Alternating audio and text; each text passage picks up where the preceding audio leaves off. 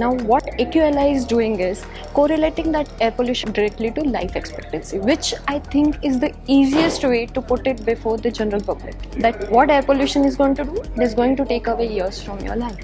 If people are able to visualize what is happening around them and what is the kind of impact it is having on their health, their family health, I think they'll be much more conscious, willing to act on that or talk to the policymaker to do something about it.